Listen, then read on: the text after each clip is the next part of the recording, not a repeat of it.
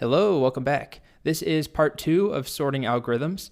This is intermediate sorting algorithms. So we have 3 more to look at, and basically we're learning these separate because they are much faster, but they're also a little bit more challenging. They're less intuitive to write on your own. They're meatier, juicier algorithms that take more time to understand.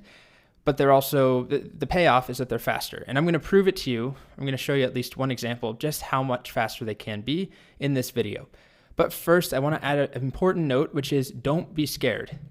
When I've taught this before, I think a lot of students feel bad because they struggled through the beginning elementary sorting algorithms. They weren't able to write everything on their own. That's totally normal. And when you get to these 3, these algorithms are harder. They're stepping it up. Don't feel pressure to write the code yourself, period, but especially not the first time through. So I'm going to give you pseudocode for the adventurous souls who do want to try and implement it on their own. But really, this section is more about walking through the code and understanding how it works, being able to explain the algorithms, not being able to rewrite it word for word, character for character on your first try. So keep that in mind. We're going to go through it. Focus on how it works, focus on being able to explain back to me, for example, what each line of my code does, rather than you feeling the pressure to come up with everything from scratch. Because these are challenging, and these are algorithms created by academics that have been around for a while, that have been tried and tested. So please don't worry, don't be too intimidated. I'm turning nobody away, all right? If the last section was hard for you, that's okay. Don't feel bad that this one's called intermediate.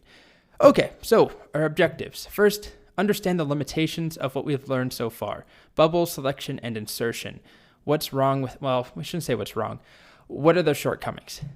We're going to implement 3 sorts, implement merge sort, quick sort, and radix sort. But first, I promised I would show you a demonstration of how much faster the algorithms we're going to learn now are. So the sorting algorithms we've learned so far don't scale well. They actually work pretty well on small, like a 20 item array. They work pretty fast. But they do not scale well if we're working with 100,000 elements, for example. So if we actually tried bubble sort, I'm going to scale it down and just do 10,000 elements. It takes quite a while. I'm going to show you right now. So what I have here, so here's my bubble sort implementation. And down here, I have a little bit of code that makes an array of, oh no, this is 100,000. I can't count. Never mind. It is 100,000 elements. And I'm going to start by showing you bubble sort. Now what this code does, if I just copy this over and change this number to be 10, it just picks 10 random numbers and sticks them in an array. So if I do 100,000, we're going to have an array that's 100,000 random numbers. There shouldn't really be any order, period. I mean, it's technically possible they could be already sorted, but that would be insanely unlikely with 100,000 items. Okay, so I'm going to do this now. I'm going to hit enter. It's going to make the array. That just takes like a split second, but then bubble sorting, it's going to take a little bit. So command enter, I start it. And what am I going to talk about to pass the time here? Well, let's see. What am I going to say here? I got some time to pass. Well, it's a nice day outside and I'm in here recording. There we go. Looks like it just finished.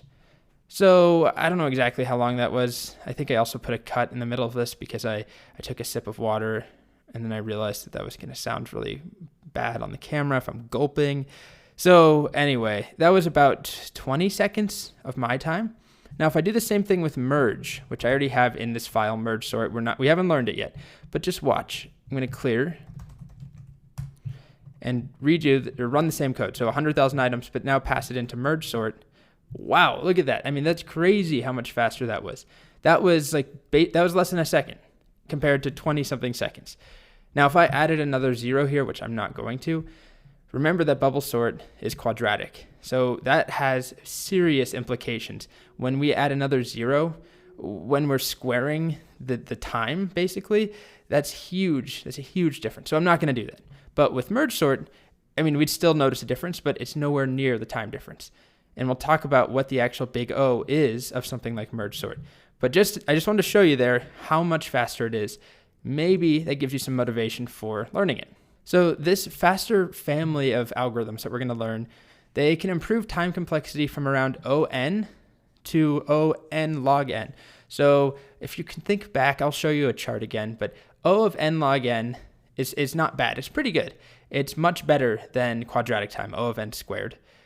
It's not as good as log n, and it's not as good as O of n, but it's still pretty dang good.